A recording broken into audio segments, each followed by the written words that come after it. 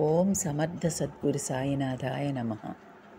శ్రీ రామకృష్ణ పరమహంస గారి కథా సంకలనం ఒక కథ చెబుతా విను. 8వ శీర్షిక అనుభవం. 167వ కథ అత్యంత సాధనా ఫలితం. ఒక దేవీ భక్తుడున్నాడు. అతడెప్పుడూ దేవీ మంత్రాన్ని జపిస్తూ ఉపాసిస్తూ ఉండేవాడు. భారతదేశాన్ని మహమ్మదీయ రాజులు జయించిన తర్వాత బలవంతంగా హిందువులను ఇస్లాం మతంలోకి మార్చేవాళ్ళు. ఈ దేవీ భక్తుల్ని కూడా ఇస్లాం మతం పుచ్చుకోమని నిర్బంధించి మతమిచ్చారు. వాళ్ళప్పుడు ఆయనతో, ఏమయ్యా, నీవిప్పుడు మహమ్మదీయుడవయ్యావు, అల్లా అని చెప్పు, ఇక నుండి నీవు అల్లా నామజపం మాత్రమే చేస్తూ ఉండాలి సుమా అని బెదిరించారు. ఆ భక్తుడు ఎంతో ప్రయత్నం మీద అల్లా అన్నాడు గాని మాటిమాటికి జగదంబా అనడం మానలేదు. ఇది చూసి ముసల్మానులు కోపంతో అతన్ని కొట్టబోయారు. పాపం ఆ భక్తుడు, అయ్యా, మిమ్మల్ని వేడుకుంటున్నాను, నన్ను చంపకండి, నా శక్తి వంచన లేకుండా అల్లా అనడానికే ప్రయత్నిస్తున్నాను, కానీ మా జగదంబ నా శరీరమంతా నిండి ఉండడం వల్ల మీ అల్లాను బయటకు తోసివేస్తున్నది అని సమాధానమిచ్చాడు. ఈ కథను గురుదేవులు శశిధర పండితుడికి చెప్పారు. ఆ సమయంలో గురుదేవులు శశిధర పండితునితో మణిమల్లిక్ స్వభావాన్ని గురించి మాట్లాడుతున్నారు. ఈ కథ చెప్పి పండితునితో, మణిమల్లిక్ బ్రహ్మ సమాజ సిద్ధాంతాలను ఎంతో కాలం నుండి అనుసరిస్తున్నాడు, అవి అతడిలో జీర్ణించుకొని పోయాయి, అందువల్ల మీరు అతడితో వాదించి అతడిలో ఏర్పడ్డ సంస్కారాలను తుడిచివేయాలని ప్రయత్నించడం అంత సులభమైన పని కాదు. మనుష్యులలో ఏ విధంగా అనేక రకాల జీర్ణశక్తి గలవాళ్ళు ఉన్నారో అదేవిధంగా అనేక రకాల అభిప్రాయాలు గలవాళ్ళు కూడా ఉన్నారు. అందువల్లనే భగవంతుడు అనేక అభిప్రాయాలు గలవారిని వారికి తగినట్టుగా ఉండడానికై అనేక రకాల మత విధానాలను మత సాంప్రదాయాలను కూడా సృష్టించాడు అని వివరించారు. 167వ కథ సమాప్తం. 168వ కథ కర్మను అనుసరించి మాత్రమే ఫలితాలు కలుగుతాయి. దేవేంద్రనాథ్ ఠాగూర్ కుటుంబానికి పాఠాలు చెప్పే ఉపాధ్యాయుడు గురుదేవుల్ని, కొందరికి క్షణంలో సిద్ధి కలుగుతుంది, కొందరికి ఎంత శ్రమపడ్డా కలగదు, ఇలా ఎందుకు జరుగుతుందో చెప్పండి అని గురుదేవుల్ని అడిగాడు. దానికి గురుదేవులు, జన్మజన్మలుగా చేసుకున్న పాపపుణ్యాల ఫలంగానే మన కర్మను అనుసరించి అది సిద్ధిస్తుంది, కానీ అది అకస్మాత్తుగా ఎక్కడి నుంచో ఊడిపడిందని మామూలు మనుషులు అనుకుంటారు అని చెప్పారు. ఆ తర్వాత నవ్వుతూ, ఒకడు కాస్త కళ్ళు తాగాడట, దానికే మత్తెక్కి తూలి పడిపోతున్నాడు. అక్కడున్న వాళ్ళు ఆశ్చర్యంతో, ఇదేంటి, 4 చుక్కలు తాగాడో లేదో ఇలా తూలి పడిపోతున్నాడు అని ఆశ్చర్యపోయారు. అప్పుడు ఆ పక్కనే ఉన్న వ్యక్తి, అది కాదండి అసలు సంగతి, ఈ మనిషి రాత్రంతా తాగుతూనే ఉన్నాడు అని అసలు కారణాన్ని బయటపెట్టాట అని చెప్పారు. ఇంకా హనుమంతుడు బంగారం లాంటి లంకను కాల్చివేశాడు. అక్కడున్న వాళ్ళ ఆశ్చర్యంతో, లంక ఎంత శక్తివంతమైనదో కదా, అయినా ఒక కోతి వచ్చి లంకనంతా కాల్చివేసిందే అని ఆశ్చర్యంతో అన్నారట. అయితే అసలు విషయం ఏమిటంటే, సీతాదేవి నిట్టూర్పుల వలన, రాముడి కోపం వలన లంకానగరం దగ్ధమైంది, కానీ కేవలం హనుమంతుడి శక్తి వల్ల మాత్రమే అలా జరగలేదు అని చెప్పారు. కనుక మనకు ఈరోజు కలుగుతున్న కష్టసుఖాలు మన స్వయంకృతాలే. అంతేకాక ఇదే నిజాన్ని దృష్టిలో ఉంచుకొని ఈ క్షణంలో మనం చేయవలసిన పనుల్ని సక్రమంగా చేయడం ద్వారా ఉన్నత స్థితిగతులకు తప్పక చేరుకోవచ్చు. 168వ కథ సమాప్తం. 169వ కథ ఆనందం మనలోనే ఉంది. మానవుడు సంసార సుఖాలను కోరుతున్నంత వరకు కర్మను వదల్లేడు. సుఖాసక్తి అతడిలో ఉన్నంత వరకు కర్మ చేస్తూనే ఉంటాడు. గంగానదిలో ఉన్న ఒక ఓడ తెరచాప కొయ్య మీద ఒక పక్షి వాలింది. ఆ పడవ లంగరు వేసి ఉంది. పక్షి అక్కడే కూర్చుని ఉంది.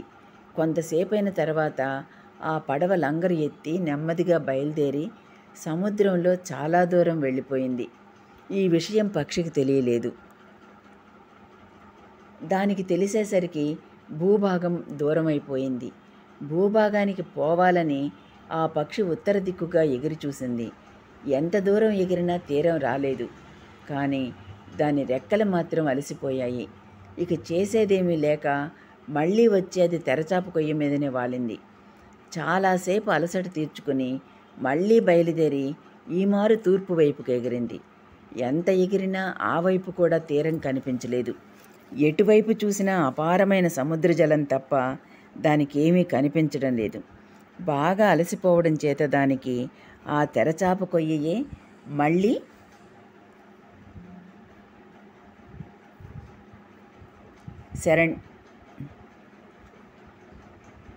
శరణ్యమైంది. విశ్రాంతి తీసుకుని బలం పుంజుకొని ఆ పక్షి దక్షిణానికి పడమరకు కూడా ఎగిరి చూసింది.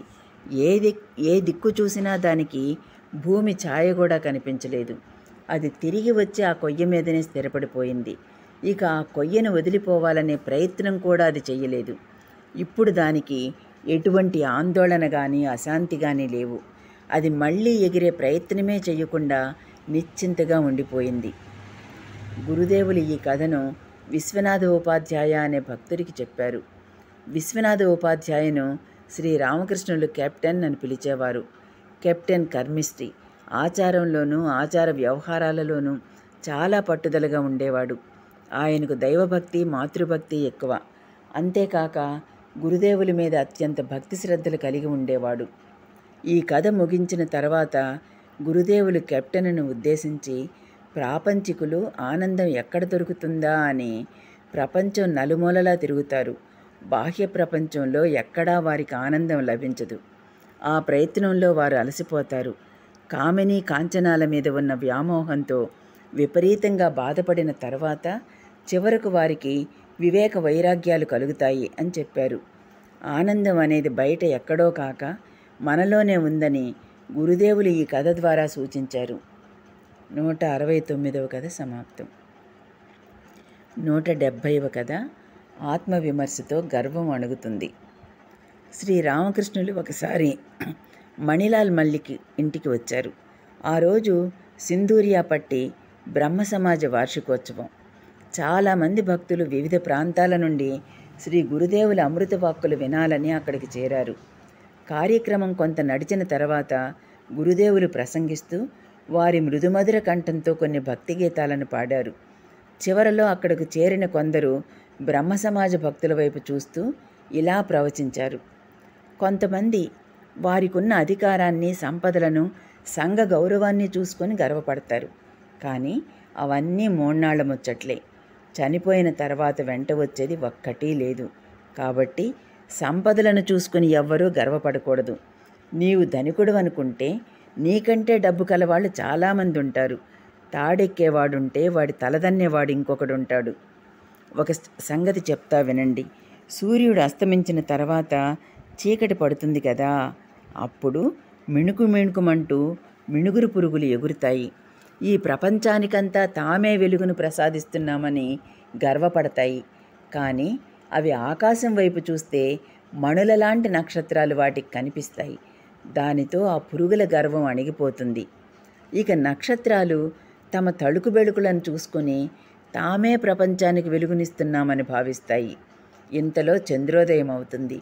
నక్షత్రాలు ఆ చంద్రకాంతిలో వెలవెలబోయి సిగ్గుతో తల వంచుకుంటాయి.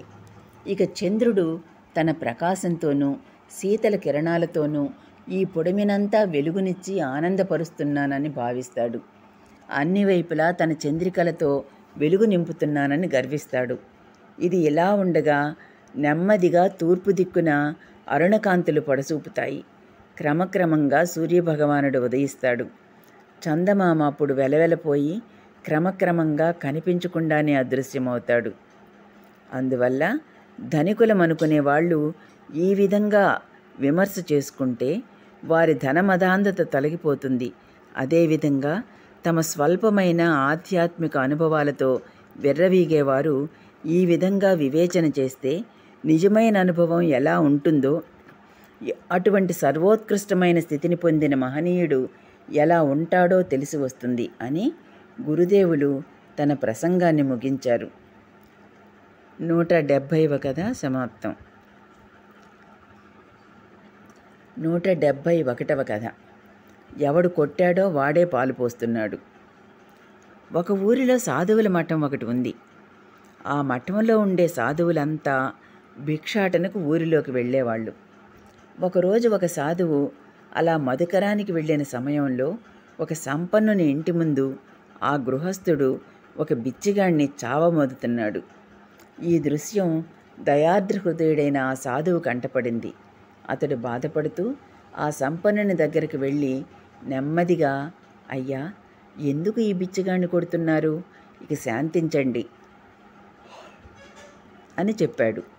ఆ మాటలకు ఉగ్రుడైన ఆ సంపన్నుడు బిచ్చగాణ్ణి వదిలిపెట్టి ఆ సాధువునే బలంగా కొట్టసాగాడు. ఆ దెబ్బలకు సాధువు స్పృహ తప్పి నేలపై పడిపోయాడు. ఈ వార్త ఈ నోట ఆ నోట సాధువుల మఠానికి చేరింది. తమ సోదర సన్యాసికి కలిగిన విపత్తు తెలిసి ఆ సాధు బృందం హుటాహుటిన అక్కడకు చేరి ఆ సాధువును మఠానికి చేర్చి పడుకోబెట్టి సేద తీర్చడం ప్రారంభించారు. కానీ ఆ సాధువుకు స్పృహ రాలేదు. వారంతా దిగులుతో ఆయన చుట్టూ చేరారు. కొందరు విసనకర్రలతో విసురుతున్నారు, కొందరు ఇతర విధాలుగా సేవ చేస్తున్నారు. కానీ ఎన్ని చేసినా సాధువుకు స్పృహ తెప్పించలేకపోయారు. ఇంతలో ఒక సాధువుకు ఒక ఆలోచన తట్టింది. కొంచెం వేడి పాలిస్తే తేరుకోవచ్చు అనుకున్నాడు. తక్షణమే పాలు తెచ్చి చుక్క చుక్కగా నోటిలో వేయసాగాడు. కొంతసేపటికి ఆ సాధువుకు నెమ్మదిగా స్పృహ వచ్చింది. మెల్లగా కళ్ళు తెరిచి 4 వైపులా కలయి చూడసాగాడు.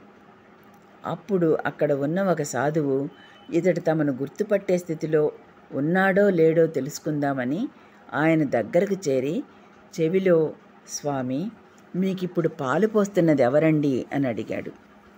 బలహీనమైన కంఠస్వరంతో ఆ సాధువు, సోదరా, నన్ను ఎవరు కొట్టారో వాడే ఇప్పుడు నా నోట్లో పాలు పోస్తున్నాడు అని సమాధానం చెప్పాడు. ఆ సాధువుకు తనను కొట్టిన సంపన్నుడి మీద కోపం కలగలేదు. తనను కొట్టి గాయపరిచిన సంపన్నుణ్ణి, తన నోటిలో పాలు పోసి తనకు సేదదీర్చి మేలు చేస్తున్న సోదర సన్యాసిని అతడు ఒకలాగే చూశాడు.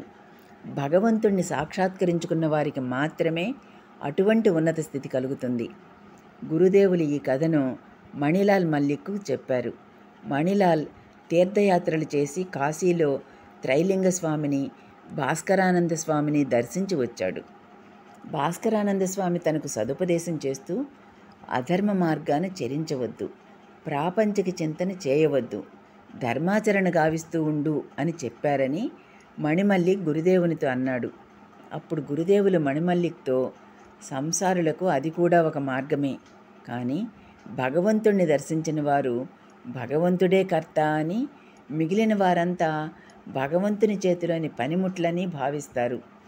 భగవత్ సాక్షాత్కారం కలిగిన మహనీయులకు తప్ప ఇతరులకు పై కథలోని సాధువుకు కలిగినటువంటి ఆధ్యాత్మిక స్థితి కలగదు అని చెప్పారు. 171వ కథ సమాప్తం. 172వ కథ, మెలకువ కూడా స్వప్నం వంటిదే. ప్రాణకృష్ణ ముఖర్జీ ఒక సంపన్న గృహస్థుడు. అతడు కలకత్తా ఉత్తర ప్రాంతంలో నివసిస్తూ ఉండేవాడు. ఒక ఆంగ్లేయ వ్యాపార సంస్థలో పెద్ద ఉద్యోగం కూడా చేస్తుండేవాడు. శ్రీరామకృష్ణులను తరచూ దర్శిస్తూ గృహస్థుగా ఉన్న వేదాంత గ్రంథాలు పఠిస్తూ ఆనందాన్ని పొందేవాడు. వీలు కలిగినప్పుడు బాడుగ పడవలో దక్షిణేశ్వరం వచ్చి గురుదేవుల దర్శనం చేసుకుంటూ ఉండేవాడు. ఒకరోజు అతడు ఉదయమే వచ్చి గురుదేవులతో సంభాషిస్తున్నాడు. మాటల మధ్యలో గురుదేవులతో, మానవుడు చనిపోయిన తర్వాత ఏమవుతాడు అని ప్రశ్నించాడు. అప్పుడు గురుదేవులు అతడితో, అజ్ఞానం ఉన్నంత వరకు మానవుడు జన్మలెత్తుతూనే ఉంటాడు. జ్ఞానం కలిగిన తర్వాత ఈ లోకంలో కానీ మరొక లోకంలో కానీ జన్మించడు. జన్మించడం అనే ప్రసక్తే అతడికి ఉండదు. గింజ వేయించిన తర్వాత మొలుస్తుందా? పచ్చిగా ఉన్నప్పుడే కదా అది మొలకెత్తేది. అదేవిధంగా జ్ఞానతప్తమైన జీవుడు మరలా జన్మ ఎత్తడు. వేదాంతపరంగా జాగ్రత్తావస్థ కూడా అనిత్యమే కదా అని ఈ క్రింది కథను చెప్పారు. ఒక ఊరిలో కట్టెలు కొట్టుకుని జీవించేవాడొకడున్నాడు. వాడొక రోజు హాయిగా నిద్రిస్తూ కలగంటున్నాడు. ఇంతలో ఎవరో వచ్చి అతన్ని నిద్రలేపారు. చాలా చిరాకుతో విసుగుతో వాడు నిద్రలేస్తూ, ఎందుకయ్యా నా నిద్ర పాడు చేశావు? నేను రాజసింహాసనంపై కూర్చొని రాజ్యమేలుతున్నాను. నాకు 7 కొడుకులు, అందరూ విద్యావంతులే, ధనుర్విద్యలో ప్రవీణులు కూడా. ఉపద్రవాలేమీ లేకుండా నేను ప్రజలను పాలిస్తున్నాను. నా ఆనంద సామ్రాజ్యాన్ని ఎందుకు ధ్వంసం చేశావు అని విసుక్కున్నాడు. ఆ వచ్చినవాడు ఆ కట్టెలు కొట్టేవాడితో, ఇందుకేనా ఇంత చిరాకు పడుతున్నావు? అది కేవలం కలే కదా అన్నాడు. అప్పుడు ఆ కట్టెలు కొట్టుకునేవాడు మరింత విసుగుతో, నీవు ఎంత అవివేకవయ్యా, నీకేమీ అర్థమైనట్లు లేదే. నేను కలలో రాజు కావడం ఎంత నిజమో, కట్టెలు కొట్టుకొని జీవించే ఈ జీవితం కూడా అంతే నిజం అన్నాడు. ప్రాణకృష్ణ ముఖర్జీ వేదాంత విషయాలపై ఆసక్తి కలవాడు కాబట్టి గురుదేవులు అతడికి నిజమైన జ్ఞాని స్థితి ఎటువంటిదో ఈ కథ ద్వారా తెలియజేశారు. 172వ కథ సమాప్తం. 173వ కథ, నిజమైన జ్ఞాని ఎలా ఉంటాడు? వేదాంతం ప్రకారం ఈ జగత్తు మిథ్య, ఒక కలలాగా, అది కూడా అనిత్యం. పరమాత్మ కేవలం సాక్షిగా ఉన్నాడు. జాగ్రత్త, స్వప్నము, సుషుప్తి అనే 3 స్థితులకు అతడు సాక్షి. కల ఎంత నిజమో మెలకువ కూడా అంతే నిజం. ఒక రైతున్నాడు, అతడొక నిజమైన జ్ఞాని. వ్యవసాయమే అతడికి జీవనోపాధి. వయస్సు మళ్ళిన తర్వాత అతడికి లేక ఒక కొడుకు పుట్టాడు. ఆ పిల్లవాడికి హరు అని ముద్దుగా పేరు పెట్టుకున్నాడు. తల్లిదండ్రులకు హరు అంటే పంచప్రాణాలు. ఎందుకంటే అతడు లేక పుట్టిన వంశాంకురం కదా. అంతేకాక ఈ రైతు తన పారమార్థిక చింతన వల్ల గ్రామస్తులకు అందరికీ ప్రీతిపాత్రుడయ్యాడు. ఒకరోజు ఆ రైతు పొలంలో పనిచేస్తున్నాడు. అతడి పొరుగింటివాడు వచ్చి హరుకు కలరా వ్యాధి సోకిందని చెప్పి వెళ్ళిపోయాడు. రైతు వెంటనే ఇంటికి వెళ్ళి శక్తివంచన లేకుండా చికిత్స చేయించాడు. కానీ ఫలితం లేకపోయింది. హరు చనిపోయాడు. ఆ రైతు భార్య, మిగిలిన కుటుంబ సభ్యులు దుఃఖసాగరంలో మునిగిపోయారు. ఏడుపులు పెడబొబ్బలతో ఇల్లు నిండిపోయింది. కానీ రైతు ప్రవర్తన దీనికి విరుద్ధంగా ఉంది. ఇంట్లో ఏమీ జరగనట్లే ప్రవర్తించాడు. భార్యను ఓదారుస్తూ ఏడ్చి ప్రయోజనం లేదని చెప్పి ఖనన సంస్కారం అంతా చేసి పొలంలో మిగిలిన పని చేయడానికి వెళ్ళాడు. సాయంత్రం అతడు యథాప్రకారం ఇంటికి రావడం చూసి భార్య, నీది ఎంత రాతి గుండె, పిల్లవాడు చనిపోయిన బాధలో మేమంతా ఇలా గుండె పగిలి ఏడుస్తూ ఉంటే నీ కంటి వెంట ఒక్క నీటి బొట్టైనా రాలలేదే అని ఆక్షేపించింది. దానికి ఆ రైతు తన భార్యను చూసి, నాకెందుకు ఏడుపు రావడం లేదో చెప్పమంటావా? గడిచిన రాత్రి నాకు ఒక కల వచ్చింది. నేనొక రాజునైనట్లు, నాకు 7 కుమారులున్నట్లు కలగన్నాను. ఆ రాజకుమారులు అందాల మూటలు, సుగుణాల రాసులు, సర్వవిద్యా పారంగతులు, దృఢకాయలు. ఇంతలో అకస్మాత్తుగా మెలకువ వచ్చింది. కల చెదిరిపోయింది. నేనిప్పుడు ఒక చిక్కులో పడ్డాను. కలలో కనిపించిపోయిన ఆ 7 పిల్లల కోసం ఏడవనా, లేక ఈ హరు ఒక్కడి కోసం ఏడవనా అని అడిగాడు. ఈ రైతు ఒక నిజమైన జ్ఞాని. స్వప్నము, జాగ్రత్త రెండూ కూడా ఒక రకంగా అనిత్యాలేనని అతడికి తెలుసు. ఉన్న సత్యం ఒక్కటే, అదే ఆత్మ. ఈ కథను గురుదేవులు మహిమచరణుడికి చెప్పారు. మహిమచరణుడు ఎన్నో వేదాంత గ్రంథాలు, అనేక ఇంగ్లీష్ గ్రంథాలు చదివి కొంత పాండిత్యం సంపాదించాడు. పిత్రార్జితమైన ఆస్తి ఉండడం వల్ల ఉద్యోగమేమీ చేయకుండా శాస్త్ర పఠనంలో కాలం గడిపాడు. తన భావాలకు అనుగుణంగా ఒక పాఠశాలను కూడా నడిపించాడు. అతడికి పాండిత్య ప్రకర్షణం మీద కొంత అభిలాష ఉంది. అతడిది రాజసిక ప్రవృత్తి. ఇది గుర్తించిన గురుదేవులు నిజమైన జ్ఞానం ఎలా ఉంటుందో, నిజమైన జ్ఞాని ఎలా ప్రవర్తిస్తాడో ఈ కథ ద్వారా అతడికి తెలియజేశారు. 173వ కథ సమాప్తం. 174వ కథ, జనన మరణాల ప్రయోజనం. మంచి జాతిగల పన్నీరు మొక్కల్ని పెంచే తోటమాలి మంచు కురవడం మొదలు పెట్టగానే ఆ మొక్కల చుట్టూ తవ్వి వాటి వేళ్లను బయటకు కనిపించేలా చేస్తాడు. కొన్ని రోజులు మంచు కురిశాక మళ్ళీ ఆ మొక్కను సక్రమంగా నాటి పాదు చేసి నీరు పెడతాడు. దీనివల్ల ఆ చెట్టుకు పుష్టి కలుగుతుంది. కొత్త చిగుళ్లతో సకాలంలో నిండుగా పూస్తుంది. ఆరోగ్యం క్షీణిస్తున్న కేశవచంద్రసేనతో గురుదేవులు ఈ మాటలు చెప్పి, అందుకే కాబోలు నీ వేళ్లను కూడా పెళ్లగిస్తున్నాడు అన్నారు. ఆ మాటలకు కేశవుడు గురుదేవులు ఇద్దరూ నవ్వారు. ఇంకా మళ్ళీ తిరిగి వచ్చినప్పుడు మరిన్ని ఘనకార్యాలు చేస్తావు కాబోలు అని కూడా కేశవుడితో చెప్పాడు. 174వ కథ సమాప్తం. 175వ కథ మాయ స్వభావం ఎలా ఉంటుంది. దక్షిణేశ్వర దేవాలయంలోని నహబత్ పైన ఉన్న ఒక గదిలో ఒక సాధువు కొంతకాలం నివసించాడు. అతడు ఎవరితోనూ మాట్లాడేవాడు కాదు. ఎల్లప్పుడూ భగవన్నామస్మరణలో మునిగి ఉండేవాడు. ఒక రోజున అకస్మాత్తుగా ఒక నల్లటి మబ్బు ఆకాశాన్ని పూర్తిగా కప్పేసింది. ఆ వెంటనే ఒక పెద్ద గాలి వచ్చి ఆ మబ్బును తొలగించి వేసింది. మళ్ళీ సూర్యుడు ఎప్పటిలాగా ప్రకాశించసాగాడు. ఆ సాధువు అప్పుడు నహబత్ బయటకు వచ్చి బిగ్గరగా నవ్వుతూ నృత్యం చేయడం మొదలుపెట్టాడు. అప్పుడు నేను అంటే శ్రీరామకృష్ణులు ఆయన దగ్గరకు వెళ్ళి, అయ్యా, సాధారణంగా గదిలో నుండి బయటకు రాకుండా మీరు కాలం గడుపుతారు కదా, ఈరోజు బయటకు వచ్చి ఆనందంతో నృత్యం చేస్తున్నారే, ఎందుకు ఈరోజు ఇంత ఆనందంగా ఉన్నారు అని అడిగాను. ఆ సాధువు మాయ జీవితాన్ని ఎలా కప్పి ఉంచుతుందో ఈరోజు ఆకాశంలో చూశాను అన్నాడు. గురుదేవులు మాయ స్వభావాన్ని వివరిస్తూ పై సంఘటనను చెప్పి ఇంకా ఇలా అన్నారు. మొదట నిర్మలమైన ఆకాశం ఉంది. అకస్మాత్తుగా ఒక మబ్బు దాన్ని కప్పేసింది. ఆ వెంటనే అది చెదిరిపోయి మళ్ళీ అన్నీ యథాప్రకారంగా అయిపోయాయి. మాయ స్వభావం కూడా ఇదే విధంగా ఉంటుంది. 175వ కథ సమాప్తం.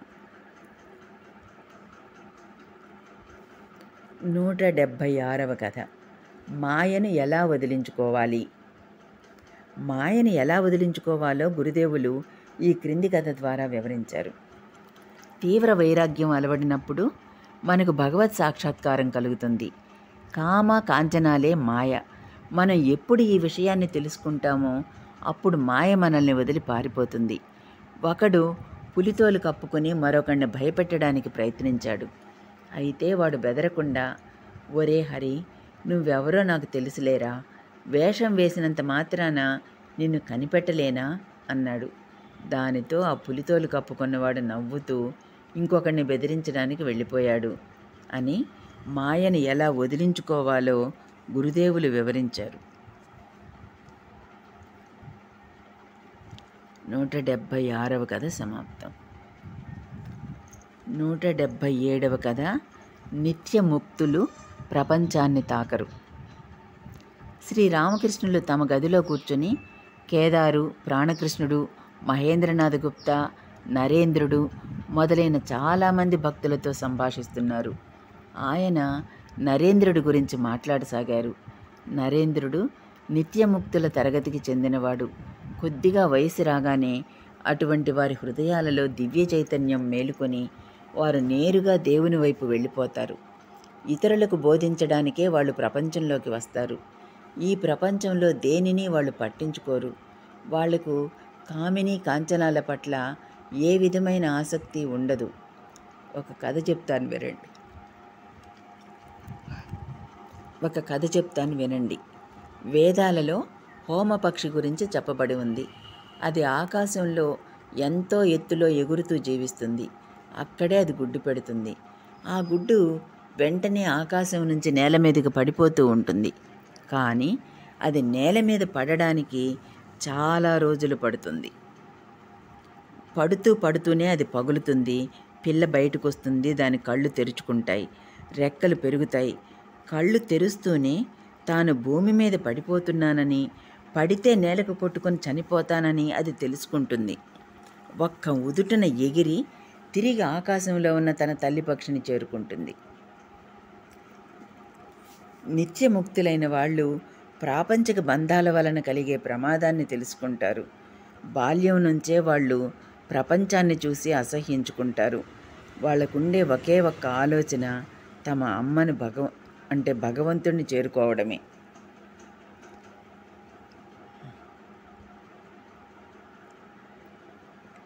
177వ కథ సమాప్తం. 178వ కథ సమదృష్టి వైరాగ్యానికి చివరి మెట్టు. ఒక భార్య భర్త ఇద్దరూ సంసారం పట్ల విరక్తి చెందారు. వారిద్దరూ కలిసి తీర్థయాత్రలకు బయలుదేరారు. ఒక త్రోవలో నడిచిపోతున్నారు. భర్త ముందు నడుస్తున్నాడు, భార్య వెనకగా వస్తుంది. అప్పుడు అతనికి నేల మీద ఒక వజ్రం కనిపించింది. తన భార్య దానిని చూస్తే దాని మీద ఆశపడి తన వైరాగ్యాన్ని పోగొట్టుకుంటుందేమోనని అతనికి అనుమానం కలిగింది. వెంటనే అతడు దానిని పూడ్చివేద్దామని నేలను తవ్వసాగాడు. ఇంతలో భార్య అక్కడికి వచ్చి ఏం చేస్తున్నారు అని అతన్ని అడిగింది. భర్త సరైన సమాధానం చెప్పకుండా మాట దాటవేయడానికి ప్రయత్నించాడు. అయితే భార్య ఆ వజ్రాన్ని చూసి అతని మనస్సులోని ఆలోచన కనిపెట్టింది. ఆమె భర్తతో మీకు ఆ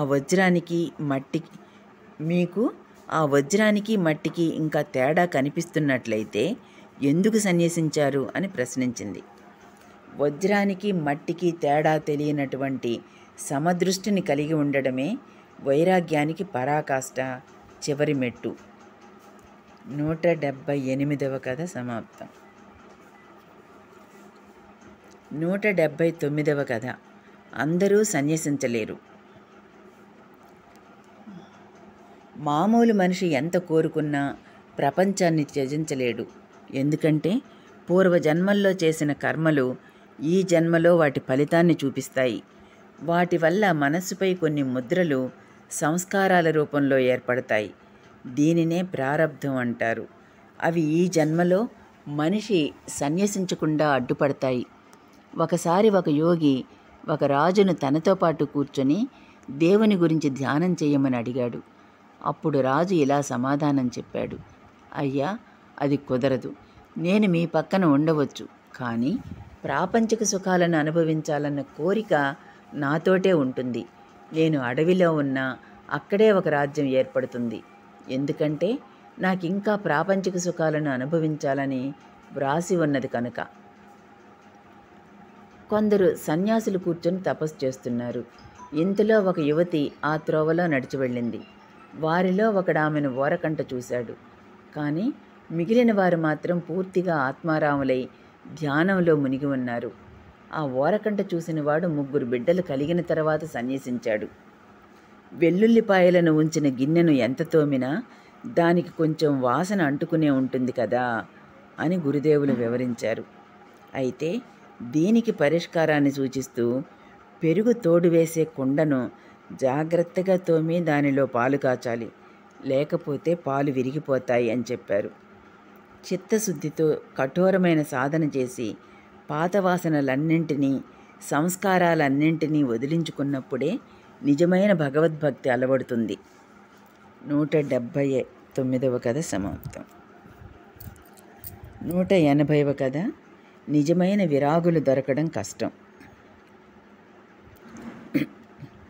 శ్రీ రామకృష్ణులు తమ గదిలో ఉన్న యువభక్తులతో మాట్లాడుతున్నారు. మహేంద్రనాథ్ గుప్తా ఆయన పక్కన కూర్చున్నాడు.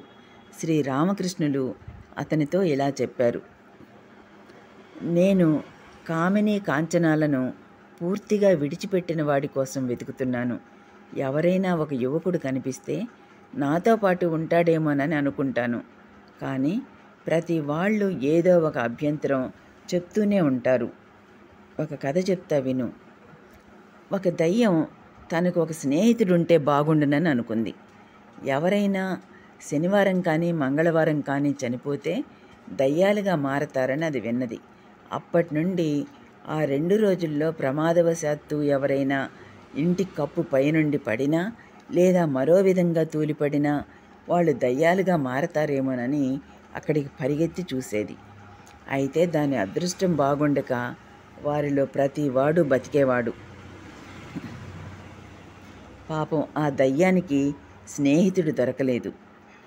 ఈ కథలోని దయ్యంలాగా నేను కూడా ఎవరైనా స్నేహితుడు దొరుకుతాడేమోనని చూస్తున్నాను, కానీ ఎవ్వరూ దొరకడం లేదు అని గురుదేవులు చమత్కరించారు. 180వ కథ సమాప్తం. 181వ కథ దివ్యలీలలకు ఉండే ఆకర్షణ. గురుదేవులు బ్రహ్మ సమాజ భక్తులతో సంభాషిస్తూ దైవ సాక్షాత్కారం కలిగిన తర్వాత భక్తుడు ఆయన లీలలను మరింతగా చూడాలని ఉబలాట పడతాడు.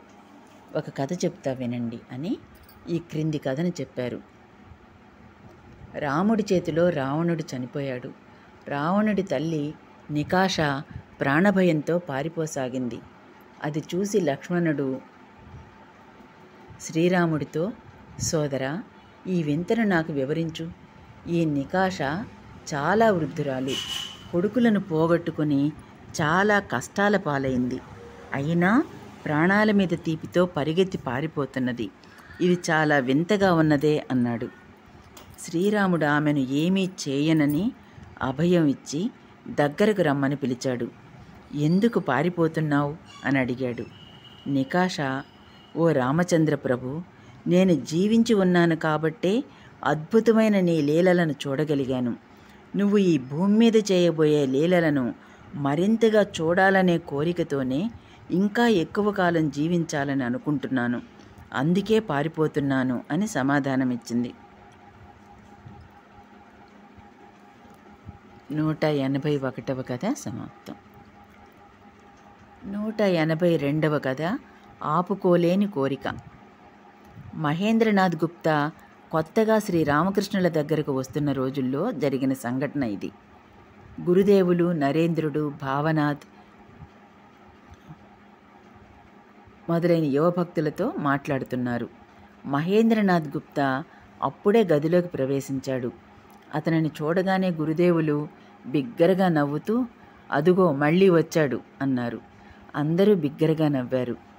ఆ తర్వాత ఈ క్రింది కథ ద్వారా గురుదేవులు తన నవ్వుకు కారణం చెప్పారు. ఒకడు ఒక నెమలికి నల్లమందు మాత్రను సరిగ్గా సాయంత్రం 4 గంటలకు తినిపించాడు. ఆ మరుసటి రోజు సరిగ్గా అదే సమయానికి ఆ నెమలి మళ్ళీ వచ్చింది.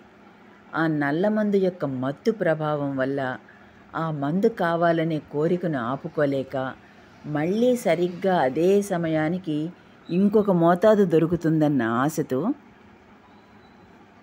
ఆ నెమలి వచ్చింది. అదేవిధంగా గురుదేవులను కలుసుకునే భాగ్యం కలిగిన భక్తులు ఆయనను మళ్ళీ మళ్ళీ కలుసుకోవాలనే కోరికను ఆపుకోలేకపోయేవారు. అవతారమూర్తుల ఆకర్షణ అద్భుతం కదా. 182వ కథ సమాప్తం. 183వ కథ దేవుణ్ణి వర్ణించలేం. ఒక పండితుడుండేవాడు. శుష్క పాండిత్యంతో వెర్రవీగేవాడు. దేవుని రూపాల మీద అతనికి నమ్మకం ఉండేది కాదు.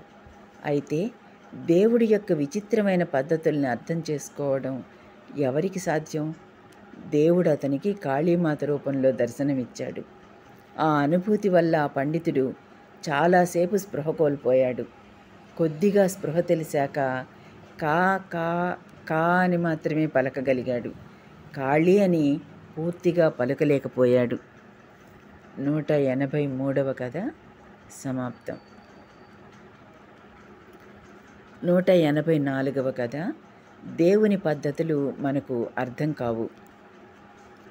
మనకున్న చిన్న మేధస్సుతో భగవంతుని తీరుతెన్నుల్ని ఎలా అర్థం చేసుకోగలం? కురుక్షేత్ర యుద్ధం తర్వాత భీష్ముడు అంపశయ్య మీదున్నాడు. పాండవులు, శ్రీకృష్ణుడు ఆయన చుట్టూ నిలబడున్నారు. మహావీరుడైన భీష్ముడు కన్నీరు కారుస్తున్నాడు. అది చూసి అర్జునుడు శ్రీకృష్ణుడితో, మిత్రమా, ఏం ఆశ్చర్యం! మా తాత భీష్ముడు మహావీరుడు, సత్యసంధుడు, ఆత్మనిగ్రహం కలవాడు, పండితుడు, అష్టవసువులలో ఒకడు. అటువంటి మహానుభావుడు ఇప్పుడు మాయా ప్రభావం వలన మరణభయంతో ఏడుస్తున్నాడు అన్నాడు. అర్జునుడి సందేహం తీర్చమని శ్రీకృష్ణుడు భీష్ముడిని అడిగాడు. భీష్ముడు ఈ విధంగా సమాధానం చెప్పాడు. ఓ కృష్ణ, అర్జునుడు చెప్పేది నా దుఃఖానికి కారణం కాదని, నేను ప్రాణాల మీద తీపితో ఏడవడం లేదని నీకు తెలుసు. భగవంతుడివైన నువ్వే సారథిగా ఉన్నా కూడా పాండవుల కష్టాలకు అంతు లేకుండా ఉంది. నీ లీలల్ని అర్థం చేసుకోవడం ఎంత దుస్సాధ్యం. నీ తీరుతెన్నుల్ని ఏమాత్రం అర్థం చేసుకోలేకపోయానన్న ఆ ఆలోచనే నా మనస్సును కలిచివేస్తుంది. అందుకనే ఏడుస్తున్నాను. 184వ కథ సమాప్తం.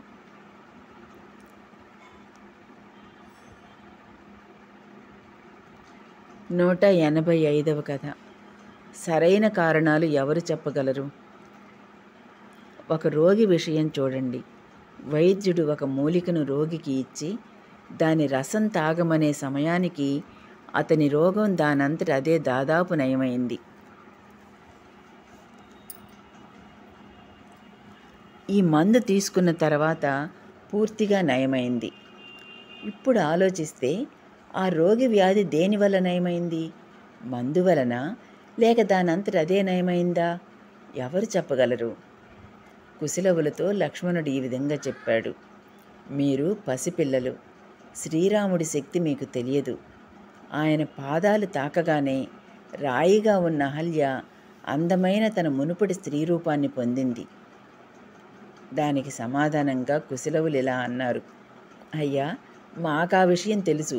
మేము ఇంకొక కథ కూడా విన్నాం. అహల్య గౌతమ మహాముని శాపం వల్ల రాయిగా మారింది. ఆ సమయంలోనే గౌతముడు త్రేతాయుగంలో శ్రీరాముడు ఈ ఆశ్రమానికి వస్తాడు. అప్పుడు ఆయన పాదస్పర్శతో మళ్ళీ నువ్వు మానవ రూపం ధరిస్తావు అన్నాడు. ఇది మీకు కూడా తెలుసు కదా. మరి ఇప్పుడు ఈ అద్భుతం గౌతమముని శక్తి వల్ల జరిగిందో, లేకపోతే శ్రీరాముడి శక్తి వల్ల జరిగిందో ఎవరు చెప్పగలరు?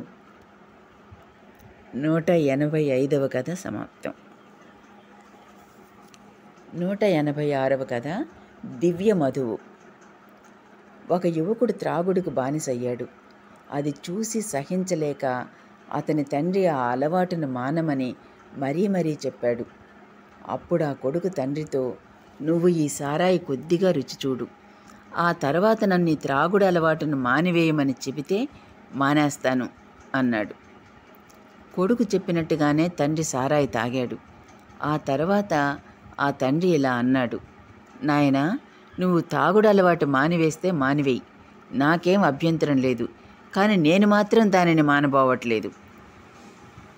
దివ్యానందాన్ని ఒకసారి రుచి చూసిన తర్వాత మానవుని పరిస్థితి అలా ఉంటుంది అని వివరిస్తూ గురుదేవులపై కథను చెప్పారు. 186వ కథ సమాప్తం. 187వ కథ. అశాశ్వతమైన శరీరం. ఒక భక్తురాలు సాంసారిక జీవితం గడుపుతూ మంచి గృహిణిగా భర్తకు సేవలు చేస్తూ ఉండేది. పిల్లను ప్రేమగా పెంచేది. అదే సమయంలో మనస్సును భగవంతుడిపైన నిలిపేది. అకస్మాత్తుగా ఆమె భర్త చనిపోయాడు. భర్త శరీరాన్ని దహనం చేశాక ఆమె తన మట్టి గాజుల్ని పగులుగొట్టి వాటికి బదులు ఒక జత బంగారు మురుగులను ధరించింది. అసహజమైన ఆమె ప్రవర్తన చూసి అందరూ నివ్వెరపోయారు. కానీ వారితో ఆమె ఈ విధంగా చెప్పింది. ఇంతవరకు నా భర్త శరీరం మట్టి గాజులలాగా ఏ క్షణంలోనైనా పగిలిపోయే స్వభావం కలిగి ఉండేది. ఆ అశాశ్వతమైన భౌతిక శరీరం పోయింది. ఇప్పుడు ఆత్మరూపంలో ఉన్న ఆయన శరీరం ఎటువంటి మార్పులకు గురి కాదు, పరిపూర్ణమైనదిగా మారిపోయింది. ఇప్పుడు దానికి నాశనం లేదు.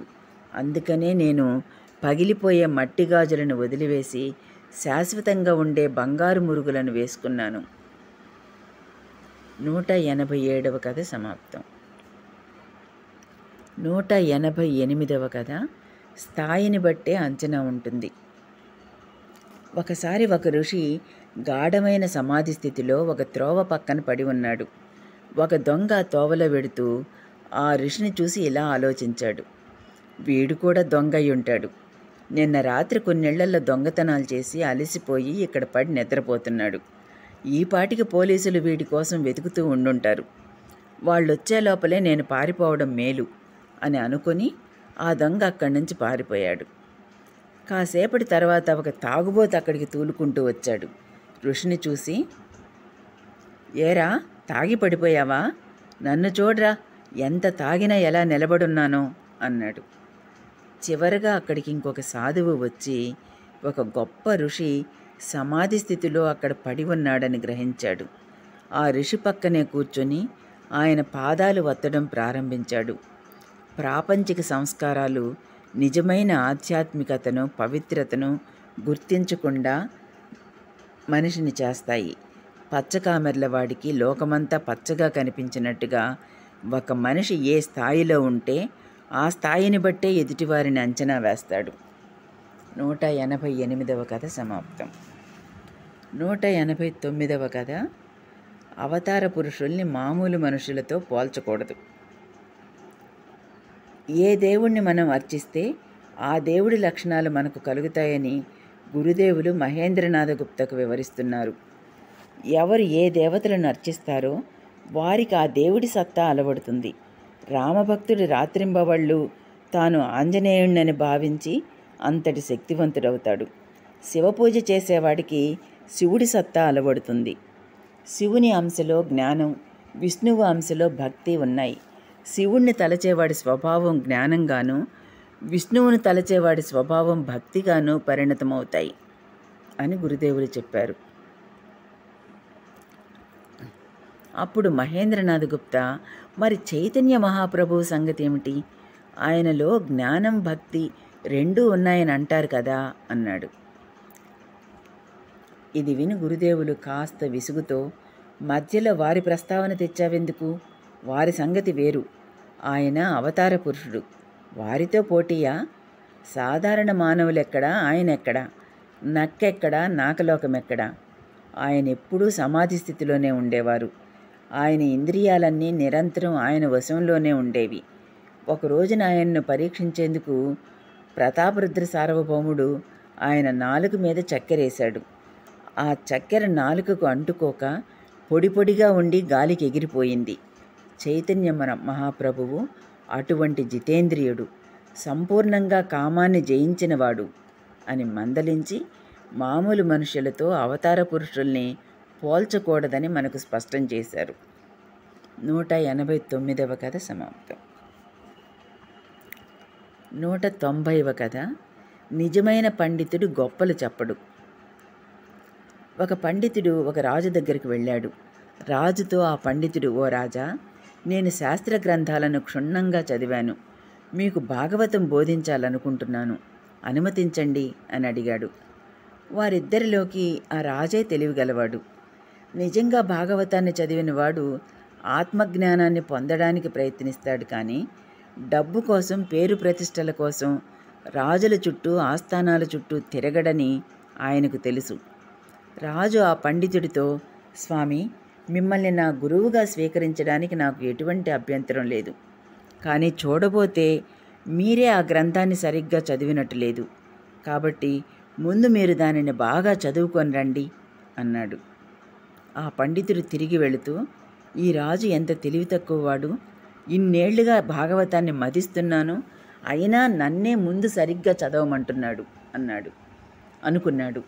ఆ పండితుడు ఆ గ్రంథాన్ని మరొకసారి శ్రద్ధగా చదివి తిరిగి రాజు దగ్గరికి వెళ్ళాడు. రాజు మళ్ళీ అదే సమాధానం చెప్పి పంపించేశాడు. ఆ పండితుడికి చాలా విసుగు కలిగింది. కానీ రాజుగారి ప్రవర్తన వెనుక ఏదో ఒక గూఢార్థం ఉండి ఉంటుందని అతనికి తోచింది. అతడు ఇంటికి తిరిగి వెళ్ళి తన గది తలుపులు మూసుకొని లోపల కూర్చొని శ్రద్ధగా భాగవతాన్ని చదవసాగాడు. క్రమక్రమంగా అతనికి ఆ గ్రంథంలో ఇమిడి ఉన్న భావాలు అర్థమయ్యాయి. నీటి బుడగల వంటి సిరి సంపదలు, పేరు ప్రతిష్టలు, రాజాస్థానాలు మొదలైన వాటి కోసం ప్రాకులాడడం ఎంత నిరర్థకమో అర్థమైంది. అప్పటి నుండి భగవంతుని మీద పరిపూర్ణమైన భక్తి సాధించాలని అనుకున్నాడు. రాజుగారి దగ్గరకు పోవాలన్న ఆలోచనను పూర్తిగా విడిచిపెట్టాడు. కొన్ని సంవత్సరాలు గడిచాయి. రాజు ఆ బ్రాహ్మణుడు ఏం చేస్తున్నాడో చూద్దామని అతడి ఇంటికి వెళ్ళాడు. ఆ పండితుడి ముఖం దివ్య తేజస్సుతో వెలిగిపోతున్నది. రాజు అతని పాదాలకు నమస్కరించి, స్వామి, మీరిప్పుడు శాస్త్రాలలోని సత్యాలను అనుభూతి చెందినట్టు నాకు కనిపిస్తోంది. దయచేసి నన్ను మీ శిష్యునిగా స్వీకరించండి అని ప్రార్థించాడు. 190వ కథ సమాప్తం. 191వ కథ, మిగిలినదంతా మిథ్య. ఒక ఇంద్రజాలికుడు గాలిలో తన చేతిని ఊపి, ఇదిగో మాయా, అదుగో మాయా అంటాడు. ఆ తర్వాత ప్రేక్షకులతో, ఈ కుండ మూత తీయండి, దానిలో నుంచి పిట్టలు ఎగిరిపోతాయి చూడండి అంటాడు. ఇక్కడ ఇంద్రజాలికుడు ఒక్కడే నిజం, అతని మాయలు అసత్యం. అసత్యమైనవి ఒక క్షణం మాత్రమే ఉండి మాయమైపోతాయి. నిజమేమిటంటే భగవంతుడొక్కడే సత్యం, మిగిలిందంతా అసత్యం. కైలాస పర్వతం పైన శివుడు కూర్చుని ఉన్నాడు. అతని వాహనమైన నంది పక్కనే ఉన్నాడు. అకస్మాత్తుగా ఒక పెద్ద శబ్దం వినిపించింది. స్వామి, ఆ శబ్దం ఏమిటి అని నంది అడిగాడు. రావణుడు పుట్టాడు అని శివుడు జవాబు చెప్పాడు. కొన్ని క్షణాల తర్వాత మరొక పెద్ద శబ్దం వినిపించింది. ఈ శబ్దం ఏమిటి అని నంది మళ్ళీ అడిగాడు. చిరునవ్వుతో శివుడు రావణుడు చనిపోయాడు అని సమాధానం చెప్పాడు. ఈ కథను గురుదేవులు ఈ విధంగా వివరించారు. జనన మరణాలు ఇంద్రజాలం వంటివి. ఒక క్షణం సేపు ఇంద్రజాలం కనిపిస్తుంది, మరుక్షణం మాయమవుతుంది. భగవంతుడు ఒక్కడే సత్యం, మిగిలినదంతా అసత్యం. నీరు ఒక్కటే సత్యం. బుడగలు వస్తాయి, పోతాయి. అవి ఏ నీటిలో నుండి పుట్టాయో ఆ నీటిలోనే కలిసిపోతాయి. 191వ కథ సమాప్తం. 192వ కథ. దైవ సాక్షాత్కారం పొందినవాడు చిన్న పిల్లవాడి స్వభావాన్ని పొందుతాడు. నేను భగవంతుడి దాసుణ్ణి అనే భావం కలిగిన వ్యక్తి ఎలా ఉంటాడు అని ఒక భక్తుడు ప్రశ్నించాడు. నేను దాసుణ్ణి అనే భావంతో కూడా మనిషి భగవత్ సాక్షాత్కారాన్ని పొందవచ్చు. దీనినే దాస్యభక్తి అంటారు. అటువంటి మనిషిలో కామక్రోధాలు పైకి ఆకారంగా మాత్రమే కనబడతాయి.